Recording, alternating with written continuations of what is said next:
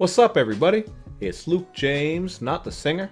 If you're looking to get your music reviewed, you can hit up this email that's right here. But today I'm going to hit you up with my thoughts and opinions on this new album from Jadakiss called Ignatius. This one is named after J. Ice Pick Jackson, who passed away from colon cancer a couple years ago. He was a member of the Rough Riders team, so Jadakiss was very close to him. And if you're not familiar with Jadakiss, he's an MC who came up in New York alongside his Locks brothers Sheek, Louch, and Styles P. They were also tied to Rough Riders and Bad Boy Records, and while they all have gone out to do their solo shit, it seems like it's Jadakiss who has always stuck out the most. Now that's certainly not any disrespect to Sheek, Louch, and Styles P, because they have both done some pretty great music, but Jadakiss has been very consistent, he's been featured a lot, and he has that signature raspy style that I think makes him stick out from a lot of other people. Now, out of Jadakiss's solo releases, I think his debut, Kiss the Game Goodbye, is by far his best work. I know it's kind of lengthy and people say it has filler to it, but I just really liked a lot of the features and production on there. Plenty of great tracks that I still revisit, and some of his projects after that were pretty dope as well. However, that last one he did, Top 5 Dead or Alive, to me it really just felt like he was chasing trends and getting a little bit formulaic and generic with it. It just didn't feel like a Jadakiss album really to me, so I was curious to see which direction he'd be going in with this one. And thankfully, after giving it a couple of listens, I think it's some of his best work, to be honest with you. He really is going a lot deeper and showing a mature side of himself, and even though I think a little bit more variety with the production could have helped make things stick a bit more, there were still a lot of beats on here, and I really like how you're going to get a lot of elegant and lavish production. I'm talking about warm strings, sprinkled keys, stuff that sounds like Rick Ross would pick if he were making a project. You're going to hear this on the opening track, Pearly Gates. This one builds up very slowly and then this slinky bass line kicks in underneath it. Really a great intro track. And Jada is dropping one long verse where he does drop a little bit of social commentary about how black people have been treated, and he also drops some wisdom with lines like, "What you want and what you need is a different attraction." Something that you definitely got to think about, because sometimes we get so caught up in our wants and we piss away all our money when there's stuff that we need to have that we're not taking care of, or maybe we're wasting our time in a certain way. So you are going to get some stuff on here that showcases that growth that I mentioned, and I will get to that in a minute. But first I wanted to talk some more about some of these lavish, luxurious beats. You're going to hear this on Kisses to the Sky. Jada and Rick Ross are spitting luxury bars over top of this one. It's absolutely beautiful. It just sounds like a track that Rick Ross should have been on, so it was a nice connection. And you get Imani delivering a great hook as well. Very lavish track. You're going to hear me say that word a couple of times. And you're getting the same thing with Angels Getting Pedicured. This is a song that got its title because the piano sounds like Angels Getting Pedicured, at least according to 2 Chainz, who's featured on this song, because that's actually what he says on this track. I thought he fit this production very well. If you've been watching my channel for a while, you know that I like 2 Chainz on this type of production, sample-based stuff, or even things that are a bit more organic like this beat here. These were some of the tracks that I really appreciated right out of the gate. But I want to get back to that wisdom that I touched on, because it is so refreshing to hear Jada bring in this more mature content. I do think some people might be disappointed, and I would understand that, because when you think of Jadakiss and the Locks, you think of that hardcore gangster shit, you know what I mean? Jada was threatening to push a fridge on Diddy, which I will also bring up again, because he mentions it later on a song on this album, but he really isn't getting into that too much on here, and he's 44 years old, so I think it's only natural for him to move on. I can appreciate artists that do still go back into their past and share these grimy stories and spit some of that gangster shit, but at the same time, it can get a little bit cringy sometimes when these guys are getting up there in age and they're still just rapping like they're a teenager, or even just rapping about the same shit that they've done over and over and over again, like it's nothing new. So there was definitely a lot of growth on here, and as someone who came up listening to Jadakiss over like 25 to 30 years now, because man, time flies, I just appreciate him taking that next step. So for a couple of examples of what I'm talking about, on the song I Know, Jadakiss uses his first verse to address a woman that he did wrong. He's getting very introspective and reflective here, just realizing that he made some mistakes. But it's the second verse that comes across as the most powerful, because here he is showing love to Ice Pick J, with lines like, "I was seeing money, I wasn't seeing the wealth. He's seen things in me that I ain't seen in myself." Just speaking on how Jay sort of helped him throughout his career, showed him the bigger picture, made him look within himself. He was a mentor to Jadakiss, basically, is how it comes across here and throughout the album on other tracks. So I thought that was a very touching moment, and the whole sound of this track really fits well with it, because you're getting this somber guitar, as well as some powerful and somewhat haunting vocals from John Legend. Really a cool track overall, and I did appreciate that content.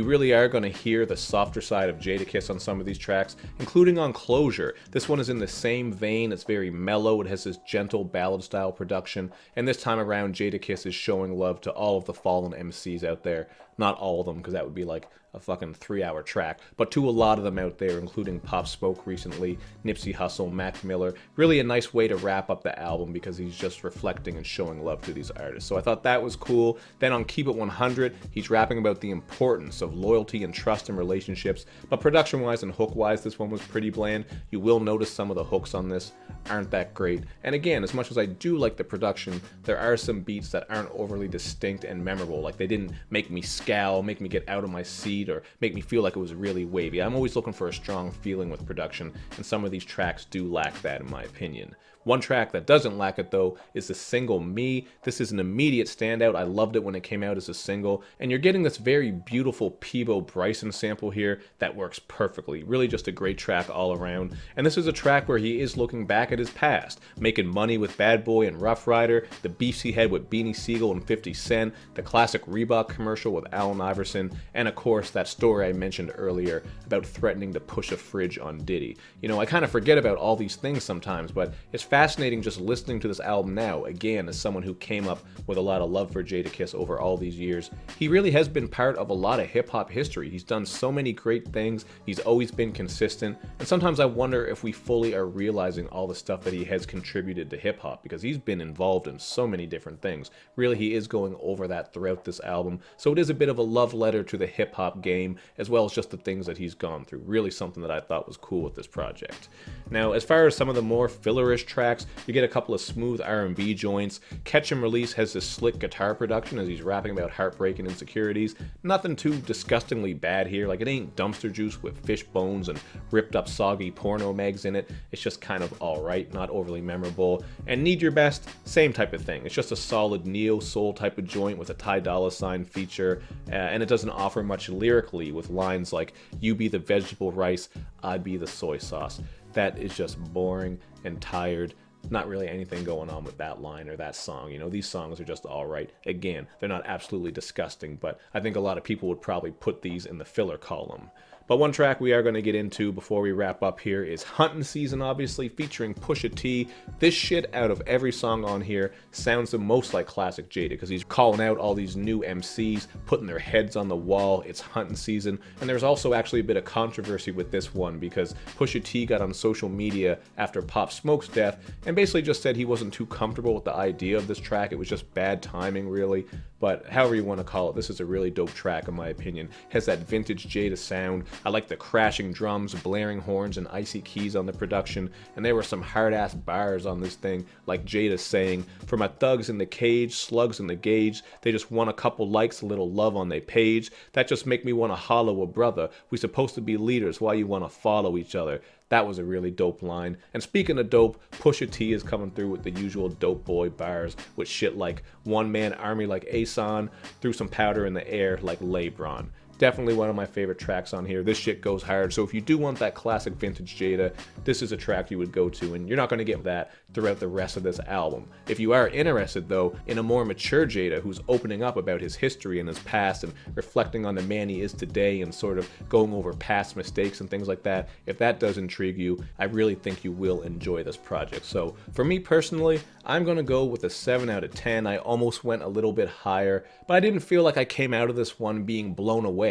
I really did enjoy it. There are a lot of songs here that I like, and I do appreciate Jada going with the grown content, but I also feel like it wasn't a project that just knocked me out of my damn socks and out of my seat. You get what I'm saying? Pretty good one. My least favorite track would be Government Cheese. I don't have much to say about it. The beat's just kind of dry, and the features aren't very awe-inspiring on that song. I think this is just a pretty solid project, man. It's kind of short, cohesive, it doesn't outwear its welcome. He's not chasing trends and getting formulaic, with the exception of a couple of these tracks where, like I said, they're just not overly memorable. They're not all out trash, but, you know, cutting them or putting some better tracks into place would have made me go with a better score. But still, I came out of this with a handful of tracks I enjoyed. So let me know what you think down below in the comments section. I always want to know. And make sure you do that good YouTube and social media stuff where you show me love and you show me lots of it. Thank you for watching, everybody. I will see you next time.